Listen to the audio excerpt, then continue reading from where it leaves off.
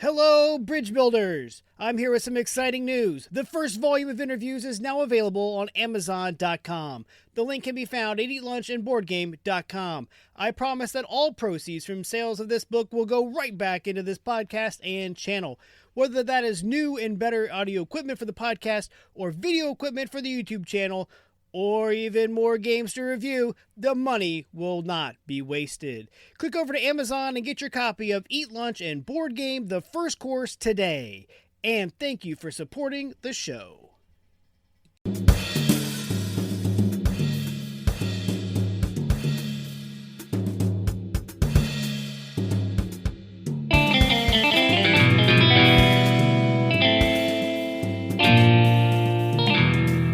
All right, welcome back to Eat Lunch and Board Game. I'm your host, Adam Collins, and with me today is game developer and Kickstarter extraordinaire, Taran Kratz. Taran, how you doing? Hey, doing great. Thanks for having me. No problem. I came across your game, Thunder Rolls, which is a NASCAR themed. Well, I guess you can't say NASCAR; it's probably a trademark. So it's a stock cars. It's stock cars. Stock cars. Yep. Stock cars keeps you from being sued. I get it. Yep. A stock car racing game, and my son and I love racing games, and so I reached out to you and your Kickstarter to see if you'd be interested in coming on my podcast, and you were. So I'm happy to have you on, bud. Yeah. This is great. Happy to be here. So, how did you get into gaming? So, let's see. Well, I mean, originally, I guess I got into gaming for Magic: The Gathering. Like so many others, it's like 1995. Ice Age hits the shelves. Which seems so close, yet it's oh my god, it's years ago. That's an age ago. It's an ice age ago. Yep. So that was really the start of gaming. I mean, I guess I was into like role-playing games and stuff when I was younger. Played a lot of those kind of things growing up. TMNT and Batman, D&D, of course, stuff like that. Those were the very early stuff that I got into. But yeah, and then I don't know, some friends introduced me to Dominion, like, I don't know when that was, 2010, 2011, something like that. And I was like, oh man, this is cool. It's like I'm building decks, but I don't have to buy a bunch of extra cards, and I'm getting to make my decks while I'm playing the game. I'm like, that I'm in. That's what I really liked about deck building games. I was like, it kind of felt like the part I really liked about Magic, which was like making the decks, but I always felt like, oh, I'm just like sitting in my room making a deck, and I just really want to just be playing this game, but I have to make this deck first. So that was the start of it. Got a gig at a board game store after that for a little while, and just started learning about all the games. It was fun. And there's so many. There are so many. So many games, so many different mechanics, so many different themes. It's really interesting, too, how much it's changed. I mean, even since it was probably 2010, 2011. And, I mean, there were games, but there were you could count the games that were coming out in a year.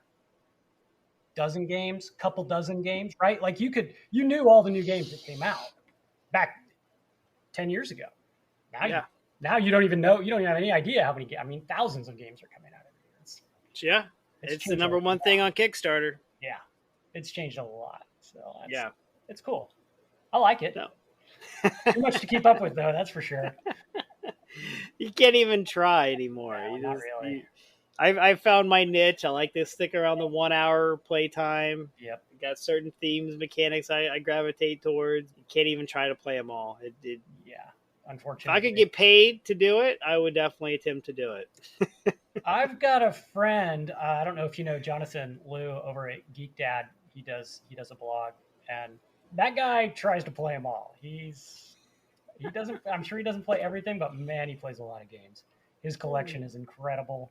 I go play over at his house with some regularity. Great guy, great at teaching games. It's like his thing. Well, that's a skill in and of itself. It really is. Teach the game. Yeah, I mean, sometimes how you're taught to play the game could really impact your enjoyment of the game. Yeah, exactly. Yeah. You get a Yeah. bad rule book or a bad teacher, and the next thing you know, you don't Mhm. like that game. And it could be a Yep. great game, but maybe you have a bad first impression or bad Oh. first two impressions, and then that game's dead to you. Yeah, you might never play it again. I mean, why would you, right? There's so much else you could just move on to. It's like, oh, okay. That's what I'm trying to do. Is I'm trying to like, okay, stop getting new games and just keep playing the ones I have. But and then I'm also like, but there's so many shiny new games. Oh yeah. Oh, what if Yeah. they came up with something new here? And they do. I mean, they mix together all these old and new things, and I mean, it's such a great industry. I mean, there's no limit to what can be done with games at this point. It's really so cool.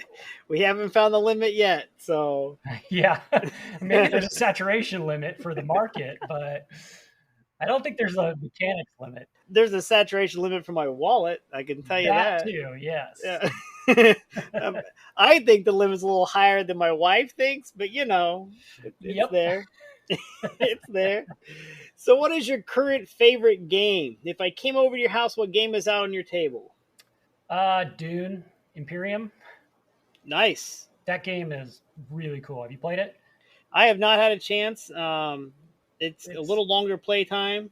it is a little bit longer. Although once you know how to play it, well, it's probably still in the hour and a half range, I'd say, but No, I've heard good things. it's Yeah. a solid game. Yeah. So I played a lot of that one recently. That one's kind of top shelf game for me right now, I'd say. Hey, there's nothing wrong with that. Yeah. Let's go ahead and get this one out of the way. How do you pronounce Klaus Teuber's The Settlers of? Catan. There we go. Okay. Yep. All right. Moving on. We got that out of the Is way. that right? Yeah, I think so. Some people don't. I call them wrong.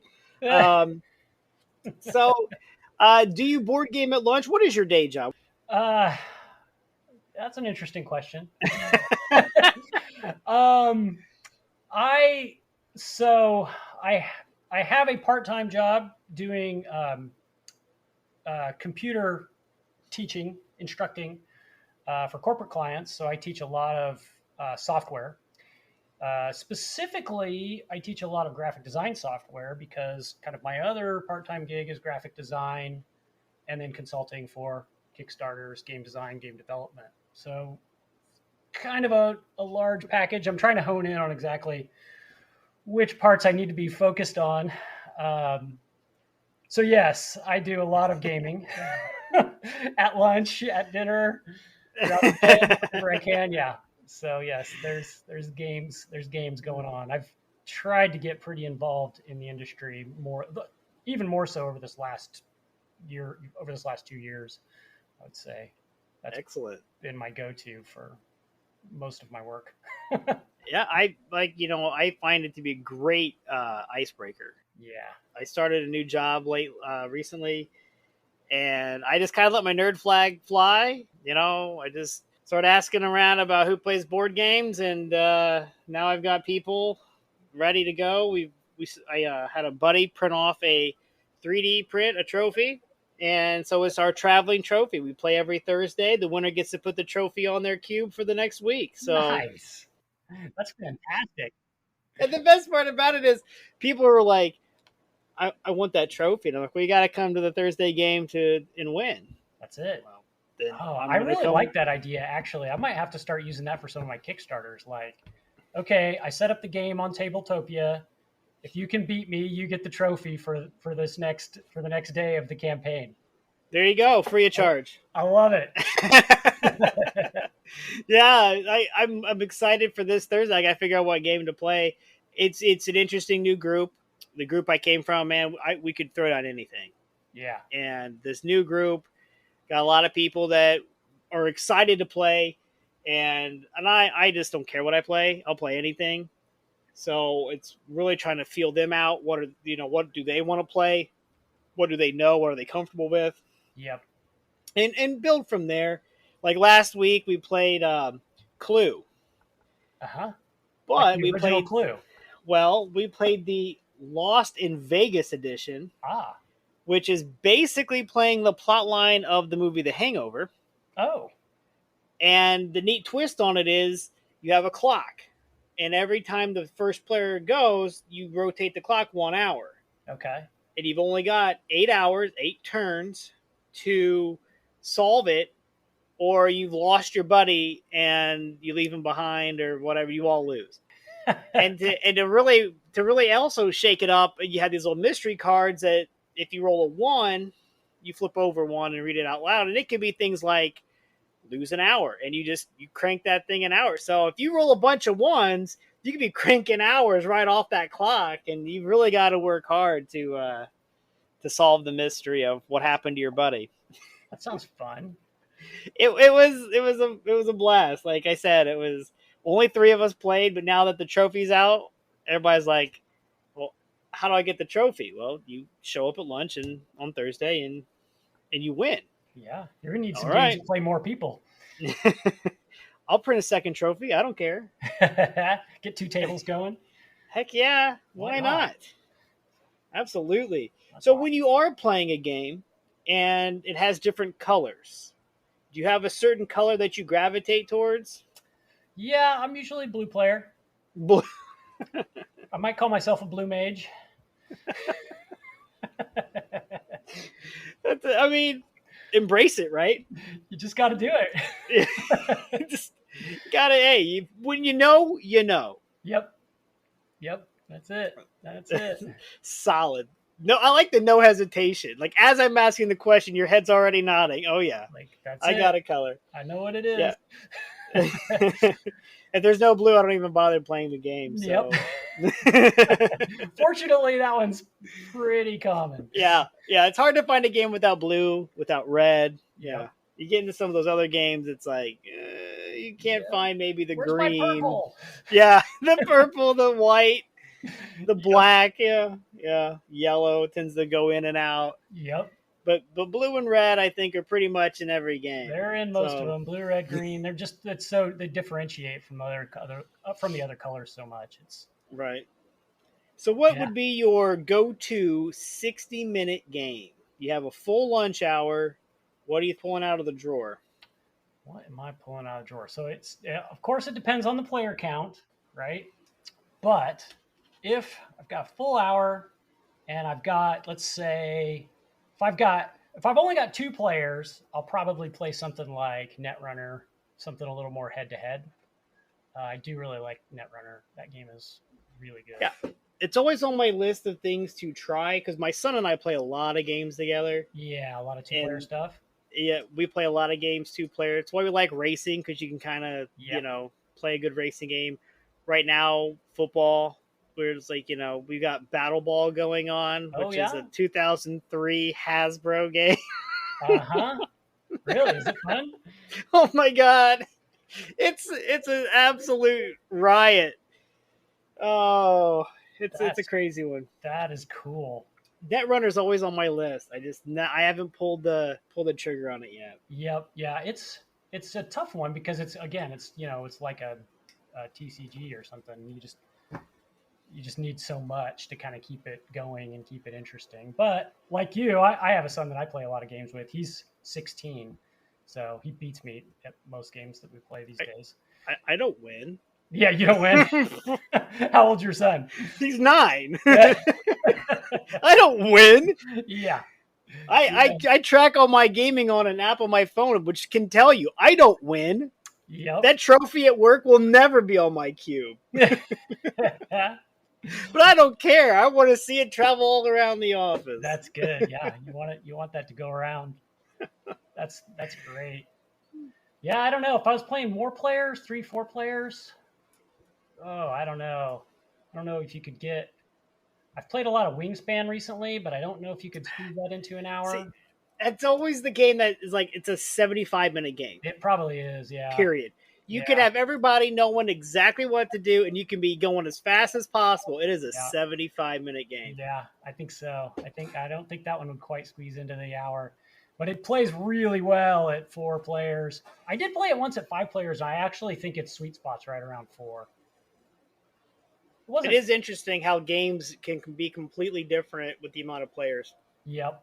Mm-hmm. We found that out with my son and I when we play a lot of co-op games. Oh, yeah. You've only got the 2 of you going. So like Flashpoint, you can 2 players. You can really get ahead of the game pretty easy. Mm-hmm. But you get like 3 or 4, and you're not getting your turn as often to use your special powers and Oh yeah. abilities. You Mm-hmm. know, like I can sit up on this gun, and the gun on the truck can be blasting this whole area. But if I don't get my turn very quickly, it is interesting how games can completely morph based on player count. Yeah, very much so. Yeah, that's cool. Yeah, I played. Oh gosh, I'm gonna totally blank on the name of it. I can't remember. You know the guy that did Burgle Brothers? Yeah. Sabotage. It's called Sabotage. It's a 4-player game. Again, it might be a bit over an hour, but I think if you knew how to play it, you could probably do it in close to an hour. And the thing about it is, it's 2 players. I think it's 2 players or 4 players. I don't know if you can do 3 players. It's one of those. It's kind of a strange. It's a cool game though. I played that one recently, and at first I wasn't sure I liked it, and then I was like, no, this game's really good. It's got a little battleship mechanic in there where you're just trying to like find the other players, and everybody's got different skills and mechanics and stuff. It's cool. Yeah, I want to check that one out. Yeah. So if you only had a lunch half hour, a 30-minute game. Because that's where a lot of people say, well, I don't want to spend a whole hour. I like a lunch half hour. Yeah. So I like to have that. Yeah, they like to leave early or whatever. Yep. So I like to have that shorter game on hand. Yeah, that's true. 8-Minute Empires is one that can definitely fit in that slot. That one's good. In fact, you could probably play that in a half hour, even with 4 players. That one's a fun game. I wasn't as thrilled with the expansion for that one, but the base game was really solid. Well, yeah, it's called 8-Minute Empire Legends, which was like a redo of 8-Minute Empires, but I don't think it was like an expansion. So it was a standalone, and it was very good. Huh. Oh yeah, my wife just reminded me of Azul. That's we play that one a lot together. That one's under an hour, probably like 45 minutes, half an hour, 45. Yeah, it's that's a good one, and that was a Game of the Year award from 3-4 years ago. Yeah, I've lost track of time, man. I know it goes so fast. Yeah, that's a good one. You could squeeze that one in. I mean, you could definitely probably 2-player that one in a half an hour, or maybe even up to 4 if everybody really knew how to play it. If everybody's on it, I think you can get that one in 30. But yep, you'd really be right on the edge. Yep. Star Realms. Ooh, Star Realms for that 2-player, head-to-head, 30 minutes or less. Yeah, Star Realms is one of my son and I's favorite games. Yeah. Oh my goodness. Yeah, that one and all the little expansions for it that can just add just little things to it are great. Oh yeah. The different decks they have, like the Colony Wars, and then the last one that I'm blanking on the name, Frontier. Oh yeah. Mm-hmm. Yeah, and then I didn't get in. I've been meaning to go get. They released those starter packs, so you don't play with the same starting hand. Oh, I haven't seen those. And so yeah, they came out a couple years ago as part of a Kickstarter that I restrained from. Let's change it to restrained. I restrained from it. But yeah, and so instead of having the same, 8 scouts and 2 vipers, you may have a whole different starting hand than me, and I have a whole different starting hand than you. Yeah, you're not using the base game starting hand at all. That's cool. Yeah, like that. Yeah. They kind of adapted that from their Hero Realms game where they had different. Mm-hmm. So the Hero Realms, like if you played as a certain hero, you had a certain starting hand, and so they kind of adapted that over for Star Realms. So see, now I'm thinking I gotta go get these decks of cards. This is why I can't. I think those might be on my list too. Oh man, I was trying to get the big box holder for it, but I couldn't get it. So I just have just your standard card box, and I have it's so full of Star Realms. I'm like, oh yeah. You don't even realize how many Star Realms cards there are until you look look in this box, and you're like, this whole box is Star Realms. Nice. This whole thing is to play 1v1. It's great. Yes. Oh man. So do you have any hidden gem or guilty pleasure games? Hidden gem or guilty pleasure?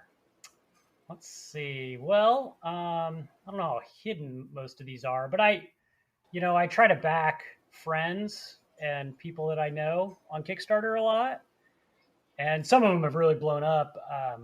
I have some friends. I live in Portland, Oregon, and so a couple of my friends that have put out some pretty big games. There's this game called Vindication.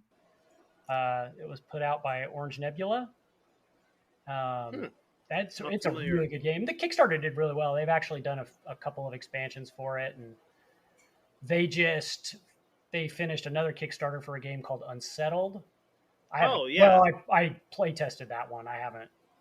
I played a prototype pretty early on, but I haven't got the game yet. That one's not delivered yet, but it's really cool seeing. I mean, these guys they're doing like $1 million Kickstarters now, and like they're really killing it. So that's really fun to see them. Aren't all Kickstarters $1 million Kickstarters? Yeah, totally. Yeah, yeah. All of some people's Kickstarters are. That's true. Yeah. Not mine. Not mine. But it's cool when people just hit that kind of success and they just do really well. I mean, Orange Nebula, they got a pretty big team together, and they've been doing a lot of really cool stuff for a long time. So I'm really happy for them. And then my friend Tim and Ben Eisner, they did Tidal Blades, among other games. Oh, yeah. They live right here in Portland too, so I hang out with them and play, Man. play a lot of their early prototypes. And I saw that game. I want that game so bad. It's very cool, and their Wonderland's War was also very good, which also was on Kickstarter. Yeah, they do a bunch of good games. Tim's game just finished. Actually, I think he's going to be delivering Canopy real soon. I think Tim and Ben just did that game together without the Druid City. Druid City did the other ones, but those are my guilty pleasures. I try to back friends whenever I can, and especially games that I've play tested. Sorry, I was trying to figure out what the heck that noise was. I thought it was my air conditioner, but I think it's something outside. I don't even know what that sound is. If you can't hear it, great. But I was like, oh, it's just something. Now it stopped. I don't know. It sounds like it could be mine. I keep hearing my dryer going off and on. I don't know. It's something outside my window. Oh, fine. Well, whatever. If a big hand reaches in and grabs you, then I'll know what happened. You can just hang up and Oh, that was weird. Weird way to end a call. Well, I'm gonna leave. That was curious. So anyway, back on topic here. So we've kind of already talked, but you are a Kickstarter creator and a Kickstarter backer, both. You've got a current Kickstarter running, which is Thunder Rolls. Yep. And it's like we said, it is a stock car racing game. Yeah, stock car. Not the other one you can call it. Not the other. No. So that game, what I like about it out of the gate is that it's got the double-sided board. Yep. So you got 2 tracks, which automatically just starts that replayability. Replayability is just really one of my key things, right? Because it's going to affect how many times you play the game. If you don't have enough replayability, once you play it 2-3 times, you've seen it. Yep. And you're like, and yeah, it may be fun, may show it to some of your friends, made it being like, hey, here you go. I've already played it the 2 or 3 times it's worth playing. So once you've already got the double-sided board, you've already piqued my interest. Yep. I like the sticker idea, decorating your own car. Yeah. That was great. I don't know who came up with that idea, but I love it. Yes, I think that's going to be a lot of fun because I have a lot of games with miniatures and stuff like that, and I never paint them. And then Richard was like, yeah, it's tough to find the time for it, right? You want to play the game, right? I don't want to sit here and paint this. I mean, painting can be cool. If I had some friends that did it, I'd probably get into painting with them, but it's like, no, I just don't have time. But the stickers are like, you just put your colors right on there, you throw some numbers on there, you put some logos on, and it just genius. Great. Yeah, I think it's going to be really neat. Everybody seems pretty excited about that, and there's been a lot of backers getting their logos on those Yeah. parts. So we've had to Yeah. open up some extra slots for that. The sticker sheet's Hey, starting to get really full. I mean, what's a sticker sheet? Like you pay by the square inch, right? So Yeah, I mean is it's it going to by the be square inch or is it by the cutout or? it's basically whatever I can fit in the box. So it's going to be like probably an 11-inch, 11 by 11 square sticker sheet. So and the stickers are tiny because they got to go on, Yeah, however big the cars are. I can't remember. about 2.5 inches Yeah, like that. by just over an inch and a half, about a half inch Yeah, tall. so like mini card sized. So those stickers are going to be pretty small. So there's going to be a lot of them on there. And there'll be That lots of different is color awesome. stripes, and yeah, it should be neat. I'm Yeah, pretty I excited loved to it. see how that's going to work. So, how did this one come together? You said it's kind of an interesting, fast-paced Kickstarter. Yeah. So this one kind of came about. I met Richard. Richard Lanius is the designer of this game. You probably know him from games like Arkham Horror, for instance, among other massive mega games. Just Arkham Horror. Just Arkham Horror. I mean, that's the only one we really need to mention now. He's done a bunch of games. So I ran into him at a con a number of years back, and he's like, "Cool, let's play a game." And I just started playing a game. Actually, me and my wife were both at the con, and we both started playing games with him. We just ended up playing games with him like all night. It was so fun. Just it wasn't. I don't even remember what game it was. It was some prototype that he had. He's like, "Hey, I'm testing this new game," and we just sat down and played it. And just playing games with him, he's just got this contagious spirit of like fun. So he's super fun to play with. So I was like, "Hey, I like to make games. You like to make games. Let's make a game together." He's like, "Okay." So we just started emailing, and this is Problem actually solved. yeah, and this is actually the second. This is actually the second game that we've worked on together. We had another game that we sold to a different publishing company, and actually that publishing company just died to COVID, unfortunately. Um, but that game is called LA1, and it will be another publishing company has recently picked it up. So that one's actually still going to come out sooner or later, probably later than sooner. But this game, he's like, "Hey, I got this racing game. I've pitched it to a bunch of publishers. They really like it, and they want to print it in like 3 years." He's like, "I don't want to wait 3 years for this." He's like, "I just want to do this now." I'm like, "Okay, let's do it." I've run Kickstarters before. We had another friend who's done publishing, Sean, Mr. B Games. He does a lot of publishing, so he's doing all the fulfillment and kind of back end stuff. And so we pitched it to him too, and he's like, "Yeah, let's just do it." And so I just ran it on and they're like, "No, I mean, like, let's do it now." I'm like, "Okay, wait, we don't have any art." So we went ahead and got the art. I mentioned I'm, graphic designer by trade, so I just started designing the game, like, and basically put the whole thing together really, really fast. But I got the prototype together in good enough working order so that we were able to get the prototype out to a few places that could see it, get it to a few people, and it's been really fun. Everybody who's been seeing it's been great. And unfortunately, a few people live around. Like Richard lives in the same town with the Tantrum House people, and they fell in love with the game, so they're out there playing it with him a lot. I think they're doing a live. They actually already recorded a live playthrough, and I think they're going to do. I think they're going to air that in the next day or two. So that'll be really fun to see. You'll actually be able to see the game kind of firsthand played and kind of get that experience of playing the game with Richard. Like I said, is a very fun experience. So yeah, it's been a whirlwind. It's gone really fast. Like I would have probably wanted a little bit more time to just kind of prep and do some more work on the back end, but they were like, "Let's just do this," and I was like, "Okay." It actually slots in because I have another Kickstarter that I want to run later in the year, hopefully, for another game that I designed called Helionox, which I made the original version of it back in 2015. Made a deluxe version of it 2017, and now this is a whole new game. This is actually just a game set in the Helionox universe, but a standalone. So, and I'm hoping to have that on Kickstarter this year.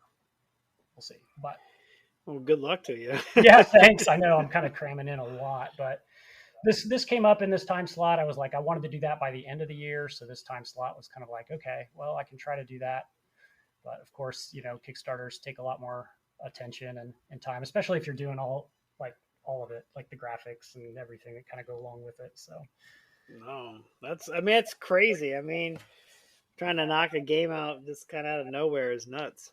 it is, and it's been fun though, and working with these guys has been great. Richard's been fantastic to work with, and he's like the Energizer Bunny. He'll just, hey, I've got 15 new race cards I just designed. What do you think of these? Okay, let's make them stretch goals. All right, and yeah, just like every day, it's just like full inbox full of all kinds of new ideas that he's got for all kinds of cool things for backers. So that's great. He's excited about this, and he's such a race aficionado.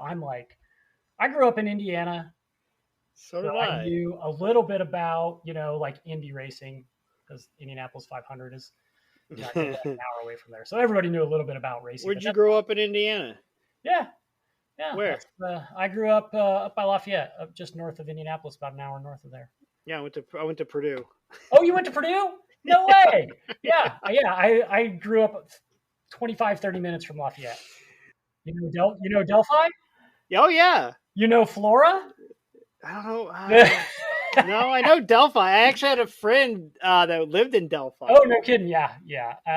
That's Delphi's in the same county that my high school is in. I roughed a lot of soccer in high school or in college, and did a lot of high school soccer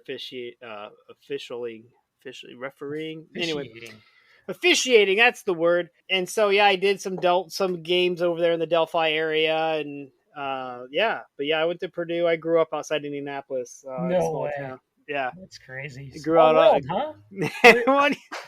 Where are you at now? You're in Chicago area? I'm in St. Louis. Oh, St. Louis. Oh, okay. Uh-huh. Yep. So we've got our own hotbed of board gaming going on here. That's cool. Yeah, I grew up just outside Indianapolis. That is crazy. Yeah, so you know what I mean. There's a little bit of racing blood in the. A little bit. I was actually at the inaugural Brickyard 400. Oh, no kidding. Yeah. Actually, the funny thing is that's the only race I've been to at the Indianapolis Motor Speedway. Was the first Brickyard, and that's the only one I've ever been to. Hey, that's a good one though. That's a good one to be your first one, right? Yeah, you figure though at some point I'd go to like one of the Indy 500s, but I've never been. Yeah, I haven't been either. I haven't told Richard that, but I haven't actually been to the Indy 500 either, and I grew up there, so he'd probably yell at me, but he knows everything about racing, so I just rely on him for it. And he's definitely the race. Like, I knew that. I was just seeing if you knew that. Yeah. Pretty much. Yeah, I got a cousin's really big into the racing scene and stuff, but like I said, I've been to one in all my years growing up. I went to one race at the Indianapolis Motor Speedway. So that's cool. That's the one. Yeah, Lafayette. Yeah, shoot, I got family there. I went to Purdue right there. That's amazing. Yeah. For me, it came down to a choice. Like my family's all like, "Yeah, you should go to Purdue. It's close to home." Okay, I'm going to IU. So that's where I went. Oh no. The Indiana Hoosiers. The Hoosier blood. That's right. Oh man, that is cool. Oak and bucket game. Yep. Oh man, that's a classic rivalry right there. Which is funny that IU has won as many times as they have, and they put very few people into the NFL, and then like Purdue has Drew Brees. And I don't think he lost IU. I don't know if he did or not when he was a quarterback. I came into Purdue right after he graduated. So. Oh, okay. Mm-hmm. So you a Colts fan then, or? I suppose I'm actually not a huge football fan. I'm more a basketball fan. It's like the Hoosier blood, like I said. Got the... You a Pacers fan? Yeah. I mean, I grew up a little bit of a Pacers fan. My family's actually from back east, so Celtics fans. But Larry Bird, he was from Indiana, so so there's a connection. But then I moved all the way out here to the West Coast and kind of fell in love with the Portland Trailblazers. And say the Trailblazers. So that's my team now. I've been out here for a long time, so I feel like I'm from here. I mean, I've been in St. Louis, and we don't have an NBA team, so That's so crazy. we don't have an NFL team either. Now they're gone. Not that we really had one when they were here, but it did make tickets cheap, so I could go watch the Colts play all the time. That's pretty cool. That was nice. I'm Yeah. not gonna lie, that was good. But yeah, I mean, yeah, small world, man, Yeah. small world. Yeah, that is great. Love those kind of connections. Yeah. So back to Thunder Rolls. It's currently still on Kickstarter right now at the recording of this. So it's a $49 for just the game. So pretty affordable. Yep. Not especially with the minis. Was there Yep. 8 cars? Yeah, it comes with 8 cars, and it comes with 8 dice for each player Each card. car, yeah. So it goes up to 8 players and a set of 8 dice for each color, which is fun just to get that many colors. Like, thinking about player colors, like they're all in this game. That's pretty much all the player colors right there. Yeah, it's going to be pretty. Yeah, there is no pink in there. I kind of wanted some pink, but it's so close to purple and blue or purple and red. It was like, do we do purple or do we do pink? So it's got purple, no pink. Oh man, green, white, yellow, blue, orange, purple, red, and blackish gray, grayish black. Yep, that's about it. The 64 dice. Yes, 64 dice, double-sided board, which you've already advertised it being pretty big. It's very big. 30 almost 35 inches wide. So yeah. This box is going to weigh a little bit. It is. It's going to be chunky. It's going to be a dense box. Yes, there's going to be a lot of stuff in there, and most of the stuff is kind of maxed out to just fit in that size box. Not really going to be a lot of flopping around of stuff in there. It's just going to be like, bam, it's all. It's like my copy of Downforce. Yeah, I threw out the insert and I have all the expansion tracks, so the lid doesn't even sit down now. Yes, it is by like that little bit, and I'm like, if they make another board, I'm gonna buy it anyway. I don't care if it fits in the box or not. Have to go to 2 boxes soon. I'll tell you, yeah. I mean, my son and I play so much Formula D. That's his big racing game. Oh yeah, between Formula D and Gaslands. Oh, okay. Race car game and a demolition derby game. Cool. Let's arm the crap out of our cars. He's got 100 Matchbox anyway because I step on them all the time. Nice. And now we arm them up and we go That's at cool. it. I haven't played that one. It sounds like Twisted Metal. So it is. It's very that is a perfect analogy for it. It is an RPG style kind of game where you take your 1/64 scale cars and then you classify them based on the different kind of car they are, whether it's a race car or just a car or a pickup truck or a monster truck. And then they cost so much, and you just you pay in cans of gasoline.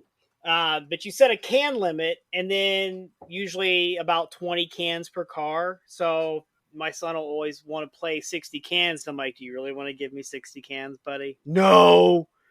So he'll make it like 45 or something where basically he makes his team and then I get that many cans to make mine. But then you can add rocket launchers, armor. You can add an extra person in the car because you get the handgun no matter what. So then you have line of sight. And then it comes all these templates and you roll the dice to see how far, you pick the template, switch the gears, roll the dice. Cool. Oh man, I haven't even seen that game. Oh yeah, it's just a book like any other RPG. Oh, okay. So you just have a rule book. You just use your own miniatures. Yep, you can use your own miniatures or your son's humongous amount of Matchbox cars and Hot Wheels. So so now my wife she doesn't play Gaslands, but when she goes to like Walmart, Target, even the grocery store because they have Hot Wheels, she looks through them and tries to find like cool ones to use in Gaslands. Nice. Yeah. Hey, check out this one. And my son's like, oh man. And Oh, you can have a blast with it. I mean, we set it up on the dining room table because it's it fits whatever size you want. So we Yeah, play if we don't have a lot of space, we play a 2 gate or 3 gate race. If we got a big open spot, play a big 4 gate race, and that's we use cool. then we use the daughter's Duplos. We stack those up to make terrain. Yes. So, Yes, I love it. oh man, give that a whirl. It's a hoot, man. You can really have a lot of fun with that one. That's cool. Yeah. But we had to find a use for all these cars. We're stepping on them. Might as well put them to use. Hey, that's great. Yeah, that's the way to do it and get them into gaming at the same time. So, Oh man, that kid's been gaming for well since he was 3. So he's been gaming for 2/3 of his life. yep. But I'm excited for Thunder Rolls. It's Yeah. on for about another week from now. Hopefully, you guys got a pretty good momentum going. So Yeah, it that's seems like exciting. each day it's just ticking up bit by bit. It's going good. Richard keeps coming up with cool new ideas and a bunch of new race cards. Like talking about replayability, like all these different race cards. Basically, you have a card and it says, okay, here's the rule for this race. And it changes up the rules slightly for each race that you do. So depending on, whether he's calling it like a super speedway or whether he's calling it like a short track race, he has all these different types of terminology that he uses to kind of explain all these different rule sets that he has. And it's neat. It really adds to a lot of the replayability of it. And bringing No, that's great. I mean, that's what I like about Formula D. There's so many different tracks for that. Yep. Downforce has a bunch of tracks. Gaslands, you just make up your own track every time you want to play. So, I mean, replayability is huge. And like I said, what drew me into this one immediately was I saw the double-sided board right out of the gate. And I'm like, see, already thinking. Oh, yeah. Got to print on one side of the board. Why not print on the other side of the board? It's not that much more expensive to do it that way. So it really isn't. It really isn't. Yep. That's what. And I always find why do people not do that? Like man, yeah, you're already paying for it. Why not? Exactly.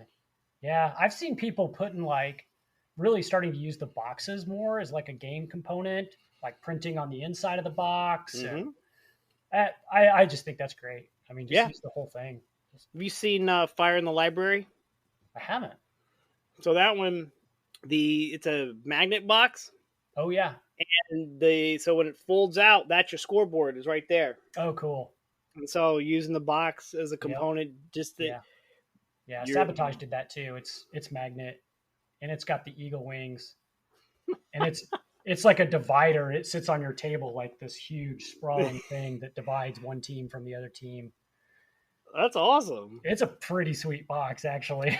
I haven't heard of this game. I'm going to look this one up for check sure. That one out. You'll like. I mean, it's neat. Yeah. No, I think that even like we said earlier, you see in a lot of new things coming out. I was part of a Kickstarter that was like a step up from a print and play, right?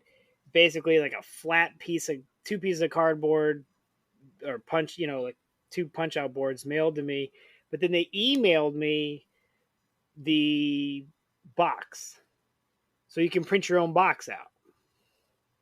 And then another one emailed you STL files to 3D print your own box. Oh wow, that's cool. So it's like, oh yeah, we didn't want to spend the money on the box and pay for the box, but here's a 3D print of a box with dividers already in it, and here's a file you can print out, make it a sticker, wrap your own box. Some people just go crazy over building all their own stuff anyway. I've been shocked at some of the prototypes and like the kind of do-it-yourselfers. They make some really nice stuff that's like way nicer than what comes in the manufactured version of it. I mean, it takes a lot longer to make, but it's a lot more work. Yeah. Well, Taran, I really like to thank you for coming on my show. Absolutely. I can't wait for Thunder Rolls. If people wanted to reach out to you, how can they find you? Well, you can find me on the Kickstarter every day right now. So Thunder Rolls, you can just look that up on Kickstarter if you want. ZeroicGames.com. That's my website. It's got my email address on there. ZeroicGames@gmail.com. Pretty easy. So yeah, keeping it simple. Yeah, just keep it simple, right? Keeping it You find simple. Zeroic Games, you're going to be contacting me. So I am Zeroic Games. that's pretty much it. It's a good thing we found out during the conversation that we were mortal enemies in college, but Yes. Yes, I love it. I love it. That is great. Yeah, well, hopefully we'll get to game together at some point. Maybe we'll meet up at a con or something when they. Yeah, absolutely. Absolutely. That will so be a good day, right? I'll show up with all my Purdue stuff on. Yes, Okay. they don't know it's you. I'm here for Taran. I'm here for Taran. Tell him I'm here. He'll know. Oh, he'll know. Oh, he's that guy over there in the Hoosier uniform. He'll see me in my Purdue P. He'll be ready to go. So if you want to reach out to me, you can reach me on Facebook at facebook.com/eatlunchandboardgame, or as always, email me at eatlunchandboardgame@gmail.com. Boiler up and board games build bridges.